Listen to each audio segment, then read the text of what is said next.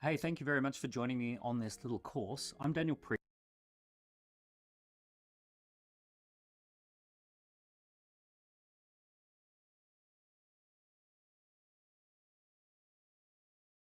Priestley, and today we're going to talk about this blueprint that I've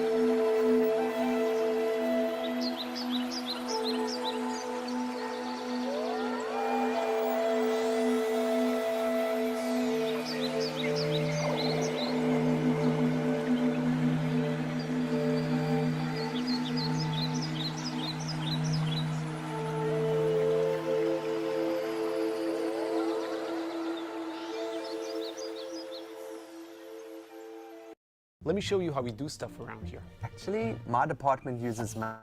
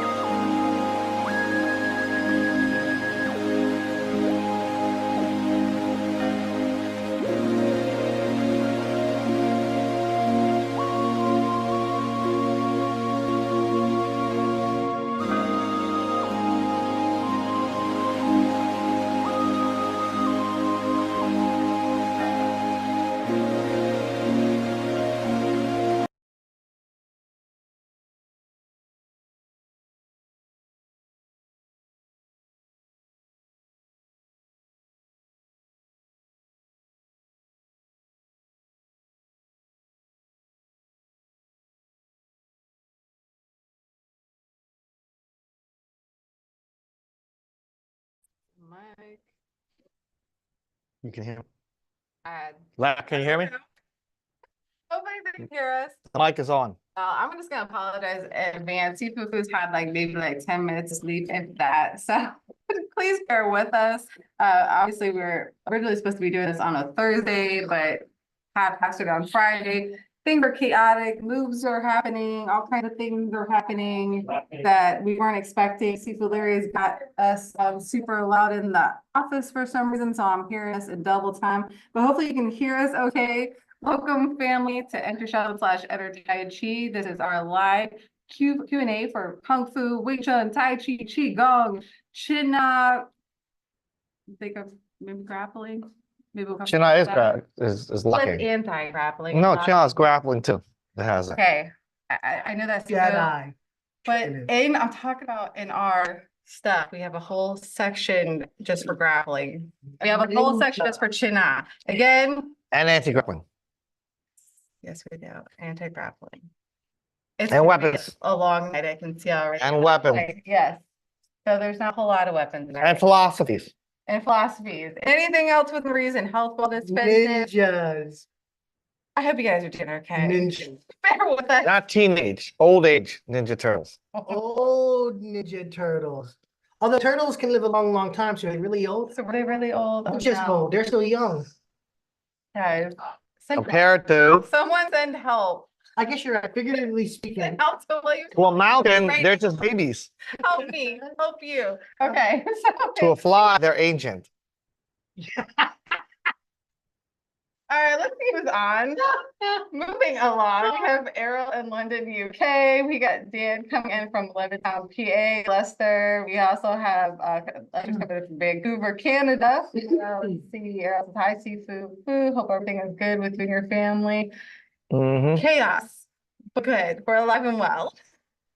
Blessed always, Dan, good to see you on. even in our darkest See- times. Absolutely. Praise him in the storm. Darren is coming in from Western Australia. We got John Ebb coming in from South Jersey. We got Baki on. Good to see you on as well. And we have Ski Mines. Hey, Ski Mines. So good to see you. So good to see you. He says, hi, family. Wishing everyone is doing well. I'm doing pretty good. Thank you. And got much love for all of you. Thank you. We have much love for you too, brother. So let's see what questions we have, and feel free as we're going along to put your questions in there. If you want to bless us with the super chat love, your question will go to the top. Just hit that little $ at the bottom by the chat, and that will follow along the prompts and all that good stuff. I'm your host, Cita Jamie. This is Sifu Larry, and this is Sifu Fu. I told him he needs to start being in the webinars more, but I don't know. He's being a little resistant. I don't know what, I think he's throwing gang signs. I'm not even sure what's going on anymore, but Dan says, before learning about 3-proof and life in the hands, I tried to practice my Tai Chi in a completely relaxed state. Is there a way to achieve that with life in hands? Sorry, guys, I'm having Jolton is sealing back here. All right. In order to get life in the hand, you have to have the base, you have the drive. But to ensure that your life, the wrist, the hand got life, make sure you're torquing when you're driving. So anytime I'm moving my arm, there's a forward drive and a torque behind it. Don't do like a movement where you're just gonna bring your hand up. There is a torquing with the drive behind it. So always make sure you have a torque behind the movement. If you're trying to do a movement where you're like moving forward off and you're just like this, you see it and you're like this and you don't see any torque, that's no life in hand. When you see that rise in torque, so if I'm doing this, you can see the torquing of the wrist, then the torquing of the wrist. So there's always a torque behind the wrist. That's how you know you have your life in hands. If you're doing it where you're you're doing like say some people do weird hands clouds like this, and you can see how there's no torque. It's a turn of the body, but not turn of the wrist. Whereas you can see I'm turning my wrist when I turn my body. So there's this action. You can see like weight hands and clouds should have a wrist. But if you're just doing this, that is not a wrist turn. There's no life in the hand.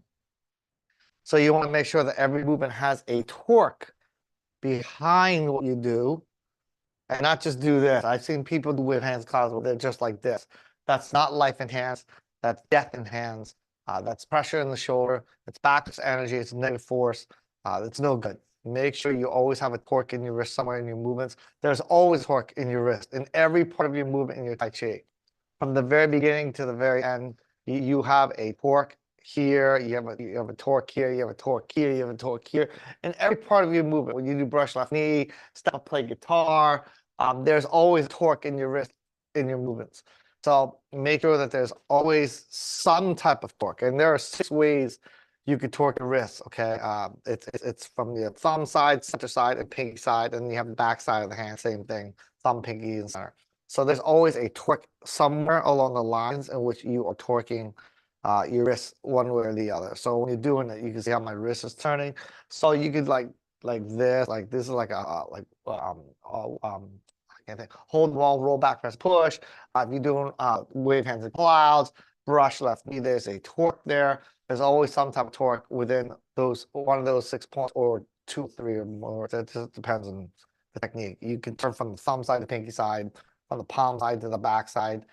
So you like if I'm doing like this, when I do like brush left knee, I do step up, I can turn the wrist this way. So there's a from the palm side to the back of the palm from the pinky side. So it just depends. Okay, so always make sure there's a torque in your wrist somewhere to ensure that there's life in the hands. If you don't have the torque in the wrist, you don't have life in hands. And if you don't have life in hand, no can't stand. We don't want that, so don't do that. Okay. All right. Hopefully that helps you. Let us know if you have any other questions. Lester has an awesome comment, said, I am restarting ADN 101. It feels like Sifu Fu and Sifu Larry are personally by our side teaching us. Very comforting and keeps me going. In spirit, we are. Absolutely are. And I love that you're going back. We have a lot of our students that go back and just revisit that. Some people once a year, which I think is awesome because you're getting down those foundational pieces and you're just refocusing on your training and making sure that you're getting stuff right, which I love hearing about. So good job, Lester. All right. And speaking of us being more by your side, members, we will be doing our pre-launch in the next week and a half. So I'm super excited about that. I'm not giving you the exact date. It's going to be a surprise. Sometime in the next week and a half, the pre-launch will be happening for you guys and gals for NHL 2.0, which means we're going to be by your side a whole lot more and sharing a lot more behind the scenes about how to take care of yourself, mind, body, and spirit, and obviously help you guys and gals really get down your martial arts and your kung fu. All right. So word, what's up? Baki says, is it possible to have a base when there's a shoulder issues? Well, first of all, what kind of shoulder issues? And yes, I can tell you for someone that has had numerous injuries with the same shoulder, that it is absolutely possible. And as a matter of fact, if you have shoulder injuries or prone to them, it's even more so important for you to get down these principles so you can prevent injury. But I'll let Sifu Fu take the rest. The good news about basing is you're not rotating your shoulders and you're not using your rotator cuffs for the most part. You are always pushing down. So if you're doing a move where you're like, it hurts, you're actually going back into your shoulders. You're not driving it forward. So I have a student of mine, right now his shoulders like hurts. And when he brings, and I'm like, listen, that's because you're pulling backwards. And I tell him to bring it towards the base and drive and torque. And when he does, he doesn't feel it. So I even do pressure on his arm. And when I'm putting pressure on it, he feels that. I'm like, yeah, so you're not basing, you're extending, you're reaching, you're throwing. So it's very important that you put your shoulders into your elbow. Now, it doesn't have to go down. Remember that a base is not the lowest point. It's always the strongest point. So no matter where I am, as long as I have that base into the movement, if I'm here, then I just have base in the movement. But I don't have to go here to do that. That's not necessity. Remember, base isn't the lowest point, it's the strongest point. People often confuse it, and you know who confuses it most of the time? That's right, the Wing Chun people. They always try to do this, they do this, and they always do this. And do you see a drive kind of base? No, then it's a false base. They always create these false bases.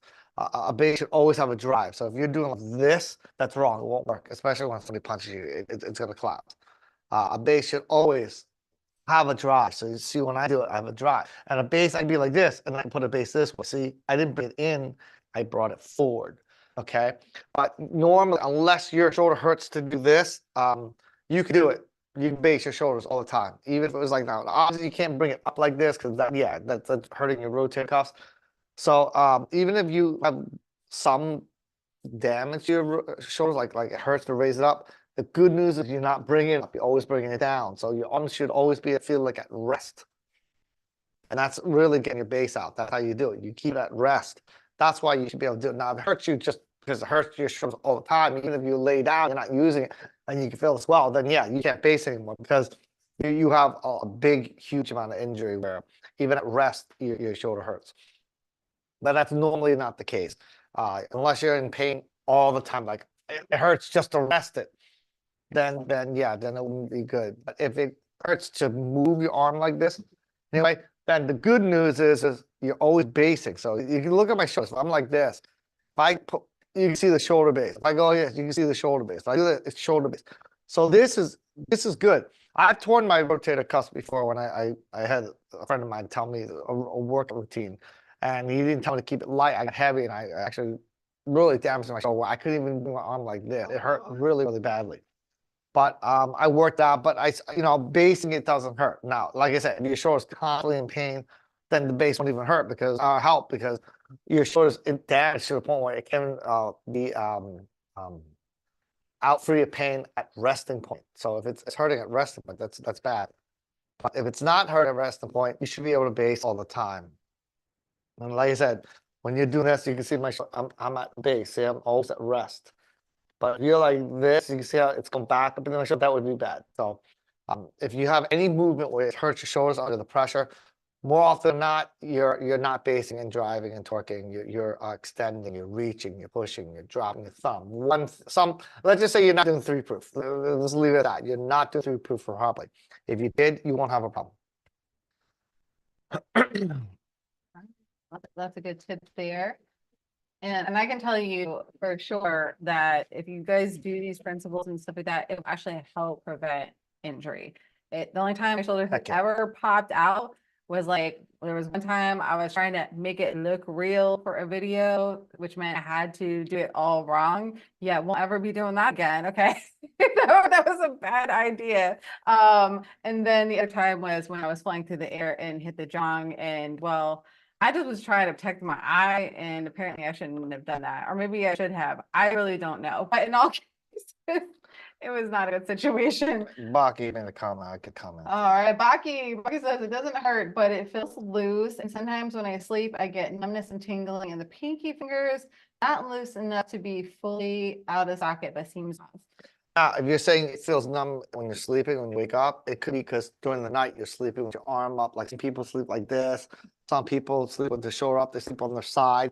That can cause you to feel that pinky numbness because you're pinching your nerves. That can feel, again, I'm not there, so I don't know what's going on with you. If you say what do you mean by saying your shoulder feels loose? Do you mean it feels relaxed, or are you saying it feels like it wants to fall out of socket? Because shoulders don't have a socket. They actually are tied by tendons. And so it's the most complex joint in your body, whereas like you have a hinge, you have a socket, you almost get hinges.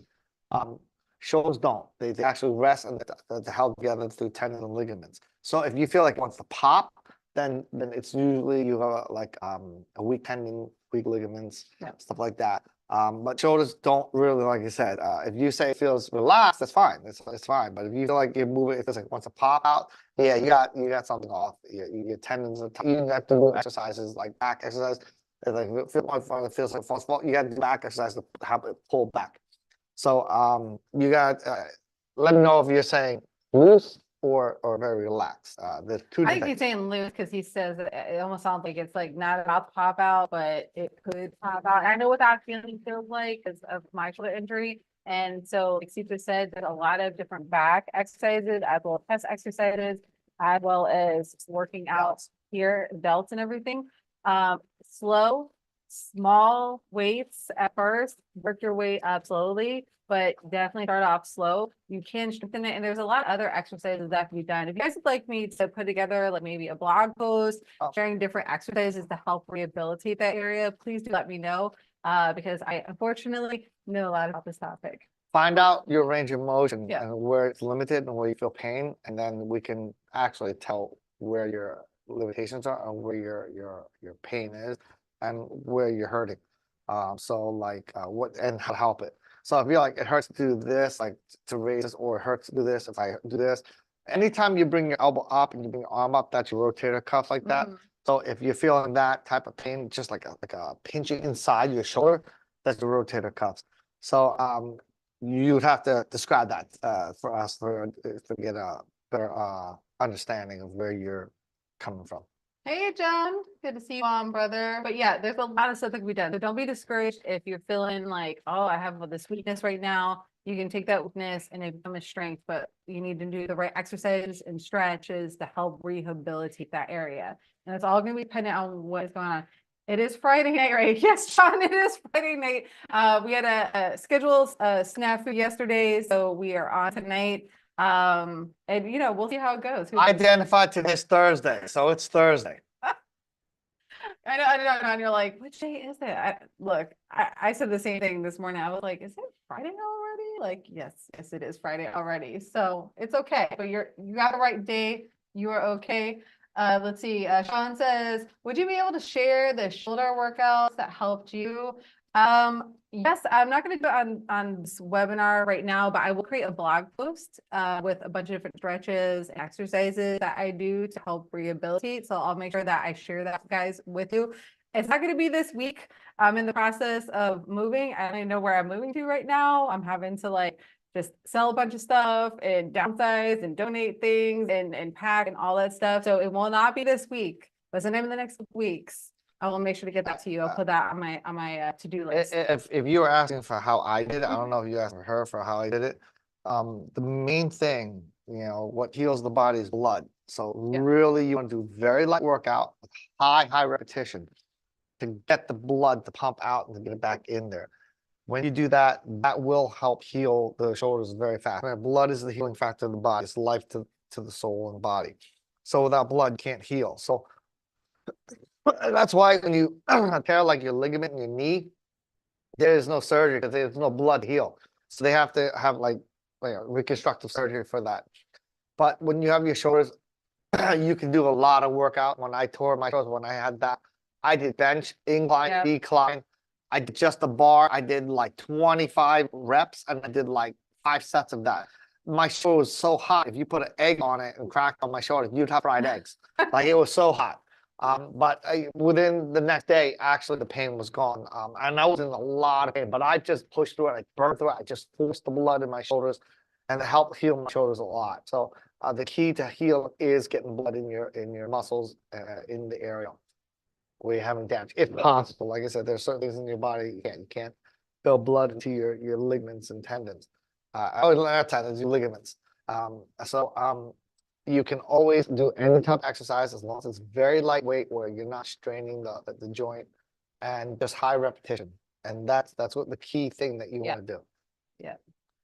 And Qigong is also really great for getting the blood flowing and helping you to rehabilitate as well. So yeah, weight bearing exercises, light, high reps, like Sifu said, and focusing on all the muscles around this area that support your lovely shoulder. But I will definitely do a blog post and we'll do stuff in detail for you guys and gals on that. And maybe we'll even create a mini course. Who knows? Who knows? We're going to be creating lots of mini courses for Inner Shaolin 2.0. So hopefully that helps some of y'all. And maybe you're not ready for the full Inner Shaolin experience yet, to get a little bit more of a taste on different topics that we can help you guys with in your training and in your personal lives. And as we released 2.0, she's already behind closed doors to an Inner Shaolin 3.0. I actually am. Yeah, I already. Is that? No, I didn't even know it, but I knew it. As I'm building Inner Shaolin 2.0, I already have like a laundry list of things that I want to do for Inner Shaolin 3.0. It's true. It's so true. Johnny John says, hey, Sifu, I want to start the wooden dummy. What are the best drills? Can you give me a couple quick tips? Yeah, if you are just starting off on the job, if you just never done it before, okay, there are things that you want to focus on to get your structure right and to get your energy out. So I mean, there's tons and tons of techniques. So I'm not gonna say this is the only one, but if you're asking me for one technique for you to learn, learn how to get your base driving your torque to the punch. Okay, and what I want you to do is, a lot of people teach punch where your elbows inside. Can you bring the camera in or no? That's it. Because it's hard. I don't feel like you can see the angle where I'm at. Yeah. Okay. Well, look at that. A little grainy, but so a lot of people will teach you how to keep your elbow inside like this, and you say within the arm. Don't. I want your elbow to hit the arm, to pop it to the corner as you punch. So I want you to punch where your elbow makes the arm hit to the corner at the same time punching straight here. If you try to bring it inside, it's bad. It's not very, very effective. It's not very powerful, especially if they're punching you back. And the reason why you don't want to punch where you keep your elbows inside, where a lot of Wing Chun techniques are teaching that, it's not good for real combat. It's good for Wing Chun against Wing Chun, but it's not good for outside of Wing Chun. And this is the reason why, okay?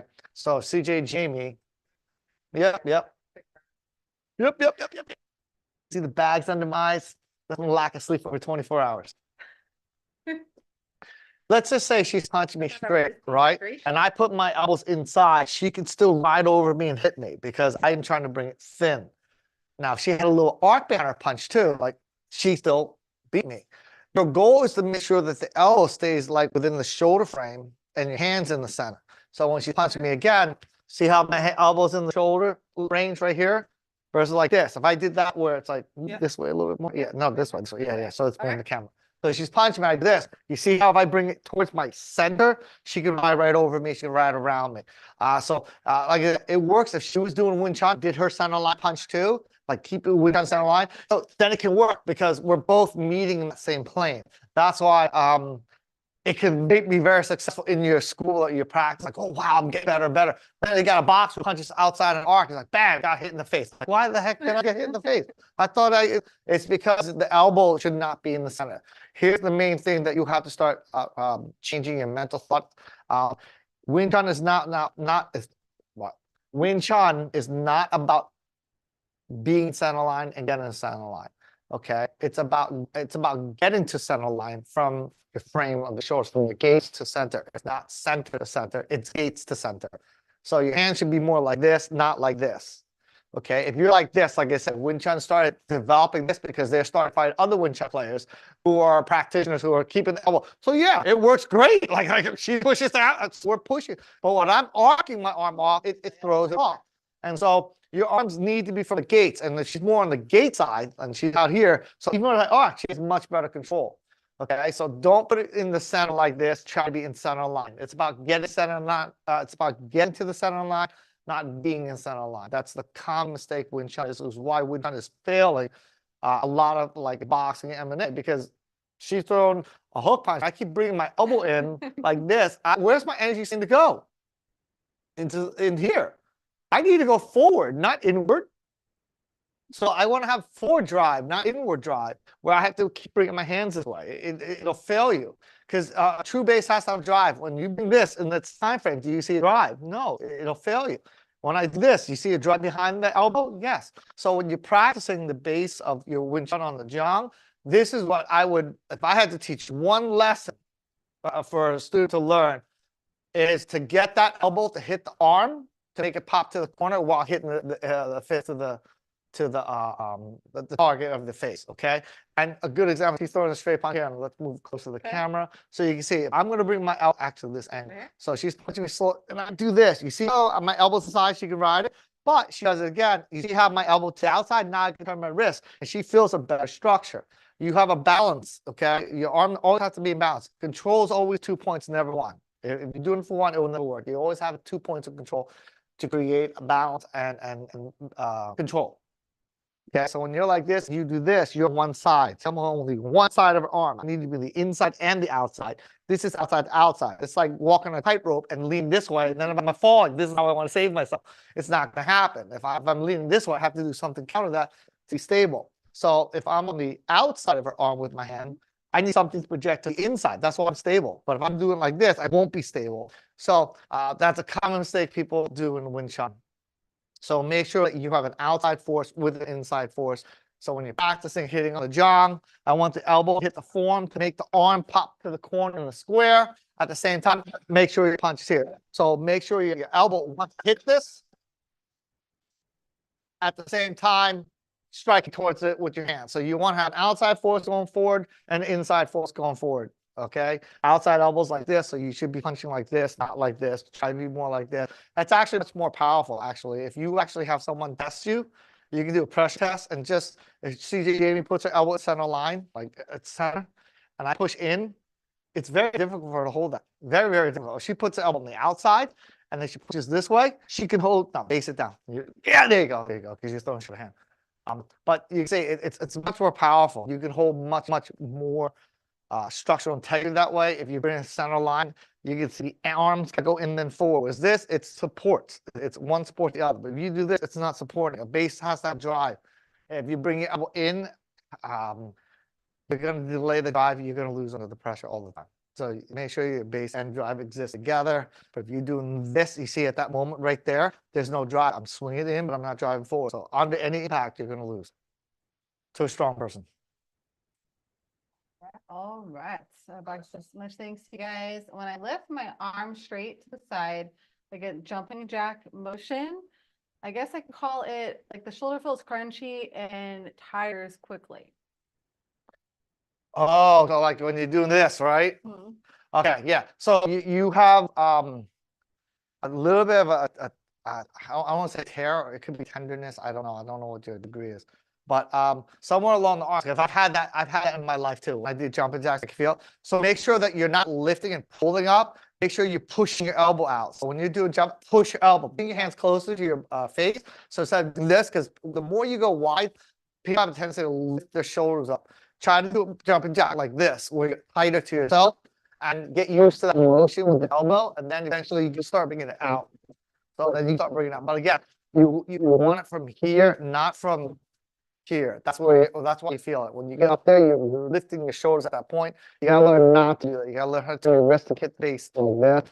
A lot of people tend to lift at that point. So if you do that, because I've done that, So I know what you're talking about. You can just learn to get your base bring arm up. You won't feel pain no more. Yep.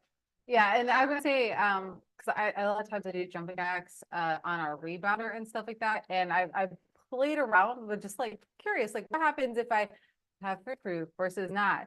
You're gonna feel a huge difference if you're focusing on having free proof while you're doing your jumping jacks.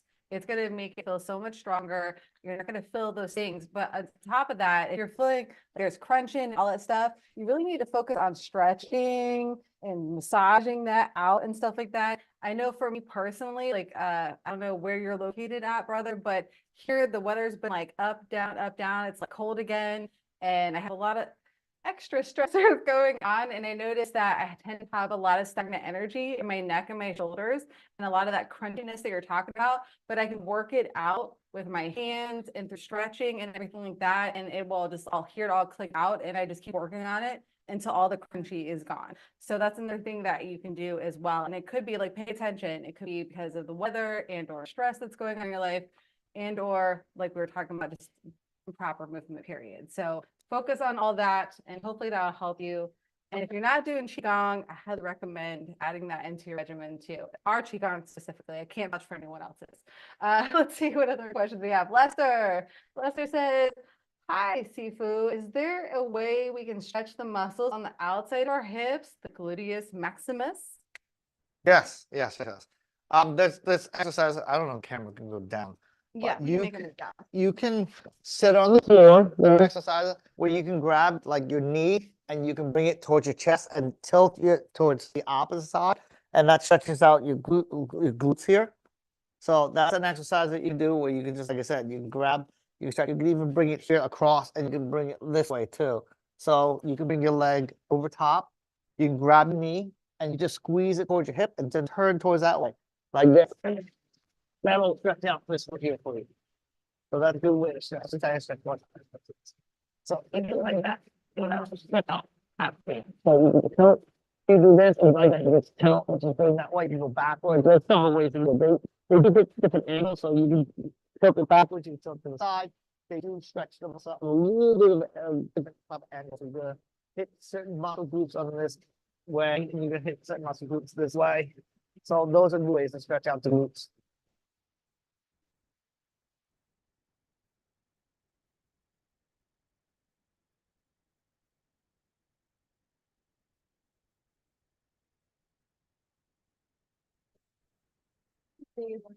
Having multiple cameras again.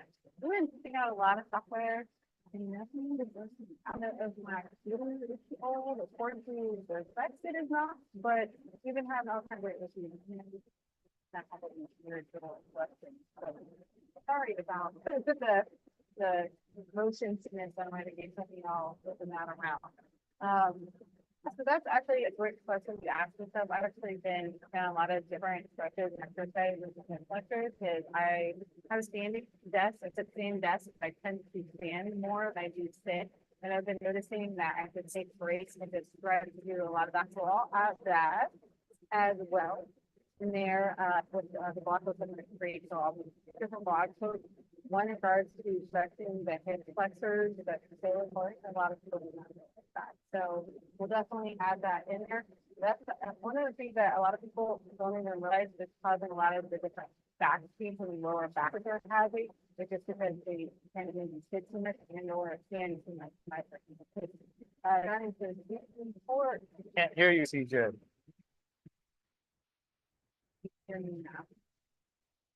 Are you on Verizon?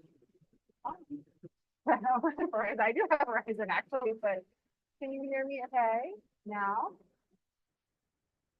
I can hear you on the very computer. Okay.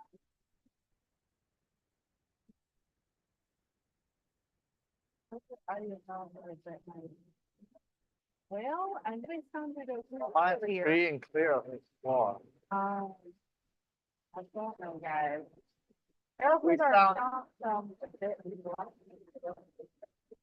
Sorry. It might be the internet, guys. And unfortunately, there's not much connection. Thank you, Comcast. Comcast business. All the 24 lights. We can switch to rent, but there's no on the switch. They have a monopoly on the haircut. So sadly, when we find another location for our channel one day, we'll probably be using internet. Until then, bear with us, fam. We're doing the best we can. Like says, I quit 100%. You guys are legendary. Yeah, I'm on. I am on. She just says outside and said force going forward. I will keep that to go in mind. Awesome. Let's see. Thank you. Arrow to go back. Up. Oh, Peter, sorry about that, Peter. Peter says, when you're forming a base, is there like an imprisoning y'all use, like water or that excluding out base with block and counter strike off the breath work, form base properly? Just curious. Good question. Here's a great answer. Parallel. You want to move in parallel. So parallel is how you can actually visually see your sweeping. What I mean by that is, if my arm is this and I'm punching and I do my sweep, you can see it's still in parallel. See, it look the same. So if I do a line from the base straight up where under my wrist is, let's say between here's, let's say 1 foot. If I go like this and I do this, and you look at it now, you see it's not 1 foot. It broke parallel. If I did this and I went like this and I want, see it's greater. So parallel is the visual way of seeing 3-proof. Okay. So when I'm punching, you can see, watch, I'm going to do straight. You can see a parallel move, see? Parallel. So if I do this, do I look parallel anymore? No, I look parallel. So parallel. Now, if I do from here a hook punch, you can see I'm still on parallel mode. You see it? But if I do it like this, let's say I do this and I go, you see how I look? I look like I broke parallel versus I'm moving in parallel. So this is how you can move and see how when you're doing this, you're in parallel. So you can see when I'm punching, I look like I'm still parallel. I have the same angle, right? But if I did this and I went like this and I want, you can see I break that parallel. So locking your elbow when you're ready to engage your wrist is how you're going to keep that visual, like I said, parallel mode, and that's how you keep your 3-proof. And this is how you get very powerfully if you can do that. So just keep parallel. And parallel does not mean a certain angle. It can be any angle. I can be like this. You see how my arm looks straight? But when I punch, you still see it looks parallel. I'm this tight and I want to punch. And I got tight. See? That's parallel. And so if I want to use a short range hit, like I'm tight like this, I want to hit, I hit parallel. You see how it looks like? But if I'm hitting like this, then no, I'm not parallel. I'm not doing 3-proof. I'm pulling backwards first. I'm throwing the shoulder and into the hand. I don't have that base. So parallel is the way you want to actually see 3-proof. So that was a good question. Here's a good answer. And is there anything that you have in regards to breath work while you're doing that you Well, recommend? Most people breathe naturally when they exert. I mean, you ever sneeze, push, right? You want to push something. I never see anyone push something heavy and go. No one takes inhales. We just naturally exert. Okay, but the main thing is know how to exert that with the right proper pressure with breath. So don't collapse the structure. Oh, that's so good. It's actually tighten up the abs, like if you're sneezing or coughing. It's the same. But if you're like, when you break the structure, that would be bad. That would be improper breathing. It's like a sneeze or cough. Like you ever cough, and you push from there, or you have to shout.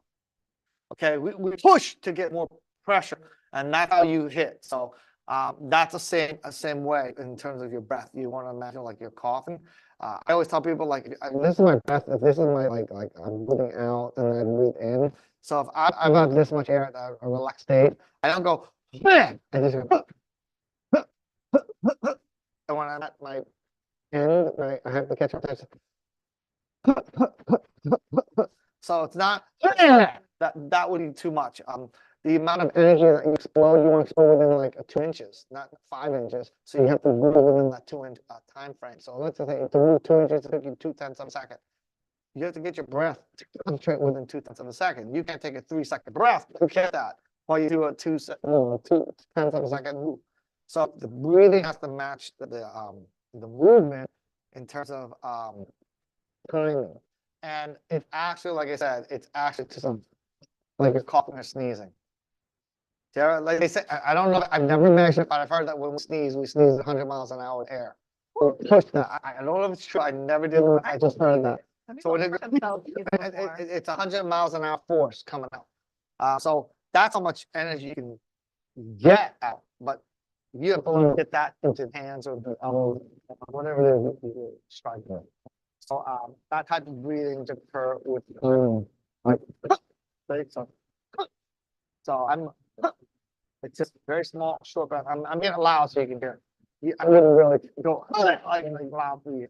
But it's just like that. Just like if you are like hopping on. That's it. So very light, very small, and she like saying should match either snapping. So hope that answers your question. Hope that helps you. Thank you again. Audio level is getting lower and lower.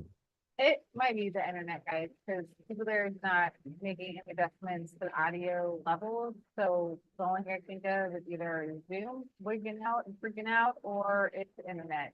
And also this, we are at the mercy of both. We're not even on Wi-Fi, we're direct connected instead, and we should always direct connect, to try to prevent any weird issues, but and internet is. Oh, Johnny, you have it. Johnny, maybe the last question of the night. Oh, Johnny.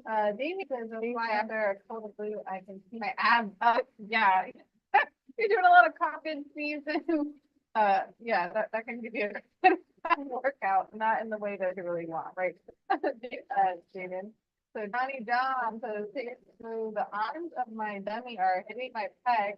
How high do they need to be and why? Okay, Yeah, the they're a stand, little too low for you, bro. the stand, no, it can be whatever height you want. You just have to learn to adjust to it. So I do different height adjustments if I'm fighting for a go. Stand when China is it's supposed to be shoulder. So if the jong is low, you can attach it to options. You can raise it or stand on the lower stance. If you can't raise it. So the standard is to your shoulders. And the reason why is because the opponent should be by standard practice to your level, because that's what we're practicing at your level. But you should never practice at your level, because unless everybody's the same height, I raise my jaw and I lower my jaw. So I know how to hit this, and this all the same. It doesn't feel uncomfortable because I know how to snap that food at that level. It doesn't matter which level it is, where it's higher, I'm going higher like this. You can still see I have a parallel. You see, I'm hitting it again. You see a snap in the wrist, right? Whether it's here, snap in the wrist, where it's low, snap the wrist. So standard rule is here because you're practicing on your own level. Okay. But I wouldn't just practice it. I'm not saying not to. I'm saying don't just. Don't just. I would raise, I would lower. So if it's hitting your back, that's okay. Then you have to learn to bend your knees and move a little bit with the lower base and everything. And you want to raise it so that way you can learn how to bring the elbow up to hit higher. So it's good to do that step further from the jong, get close to the jong so you can intercept from this range or from this range. It's the same. She's giving me a punch. Like, see how that ride and structure? Does it again. Same thing. She does it again. Same thing. Again, the best example I can tell you is it's like a circle. Well, you have a 2-inch circle, a 5-inch circle, a 2-feet circle. It's still a circle. The rate is different, but the principle is still the same. And so you learn different angles, but you're still going to do the same principle: base, drive, torque. So you can see from here, like if I'm like this and she punches, see the base, drive, torque, it works all together. But if I do this, like you see, that's not right. You see how I look like I'm talking, or do this. See, I don't look like I'm moving it together. I broke. So you learn to bring it whatever degree. See, if I'm here, I do it to that degree. I can be here, do it to that degree. And again, I can be here. And again, see, I can do the same principle doing that. So I want to keep my 3-foot based on torque. It doesn't matter the angle where your arms are. It's the fact that I'm still doing parallel. You can see it's still in parallel mode for that. And you have to torque your wrist in order to convert the end. You don't just push from the shoulder. You're like, well, it still hurts my shoulder. I tell you, pushing, swinging from your shoulders, not basing, driving, and torquing the energy out. The common thing when people go like this, they get here, and then that's not my wrist, that's my shoulders. This is what you want to do. See? So if it's like here, see how the wrist turns are off? It's the wrist that turns the energy off, not the arm that turns the arm, the energy force. So make sure you make sure that you're doing. So just to recap, standard is shoulder width of the arm, so you should also play it higher and lower if possible. And Okay? further and closer. Further and closer. Why? Because your opponent might be further closer, they might be shorter, they might be the same height, they might be taller.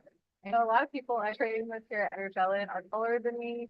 I know some people that are shorter than me as well, but generally speaking, most of them are taller. So it's always good to have this different ranges because we're not fighting in a ring where we're going to be dealing with someone about the same size. You're not buying your clone, you're the same person, you know?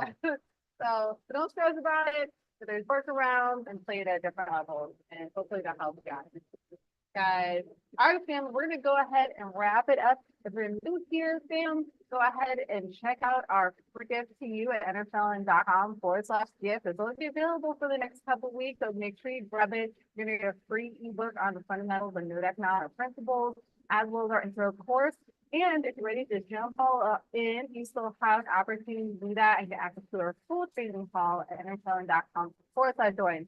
Family members, we're gonna see a little bit here on Zoom. Everyone else, we'll see you next week, The man. answer is Sean. Oh. Josh says I've injured my shoulder years ago from getting caught in a Kimura lock and doing training. So now whenever my arm is in like a more position or close to a position, it hurts. Now, I know why it hurts when you're in that position is because you are letting the energy go up in your shoulder. If you feel like you need to start pushing it down, even if they grab you on a Kimura, you know, Kimura, No, I do not. it's this. It's big of grabbing here, just something off. That's like, Okay. that's a basic. Here, we'll go back a little further so you can see it. So this is like more. This is just there's different ways of grabbing it, but that's just Okay. that's the position of the arm. So just bring them over top of Over top and then grab it like this. it. Wrap around.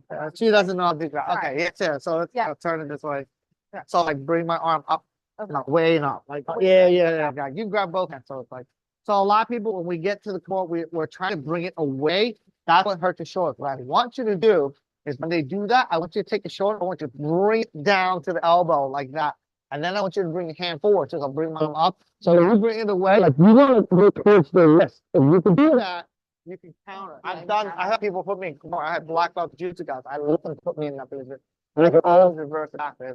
My job is to get the energy to my wrist, not to go against the point. And most common things when people get that grab, they push it against the person's grip, trying to break grip off. No, you got, yeah, so that's why you feel the shoulder. What you want to do is like push your elbow your shoulders to the elbow like that and bring it down your hand and then turn your wrist. If you do that, you will redirect that force on you and then put it back into the hand. And I've demonstrated a lot of times when people put it forward and I actually can, I break to my wrist. Now, because my wrist is all that's different, that's very, that's good. And if you cannot reverse wrist, they can put it back more, but I don't know how to work it back. It's a game of who better control energy. But that's what you want to do. You want to make sure you control that person's energy. So they're like this, like they get you like this, and they can feel this. See, you can feel your shoulders, right? Yep. So if I told you try to stop, how would you do it? Well, I'm gonna probably do it, but it's not what you want me to do. So yeah, no, so she stopped. So Yeah. what you want to do is you got to feed that energy into the wrist, and then you have to turn the wrist and redirect the arm, right? So now, now it's a reversal. So who's better at the reversing? But Alright. But it is about getting the energy back into the wrist and learning how to turn the energy. You do have fighting. There's always a fight. It's not, I'm not telling you not to fight. You want to fight through the structural integrity, not active resistance or passive resistance. You want to maintain the structure and keep the difference to the wrist so you can turn it. But you're not fighting against it. If you're fighting it, then you are doing dynamic resistance as opposed to passive resistance. And that's where you hurt your shoulder. That gets into it, but I don't want to get too much into it. But I'm just giving you an answer for your shoulders. I don't think you are, but if you were, we could do a whole lot more on a members webinar for you. If you're not a member yet, go to nfln.com/join. Sign up tonight. Let me know. Go to support@nfln.com and your email. Just send me a quick note and I will make sure to get you access to the webinar. We're gonna go live in a couple minutes, fam, over on Zoom. Everyone else, we'll see you next week.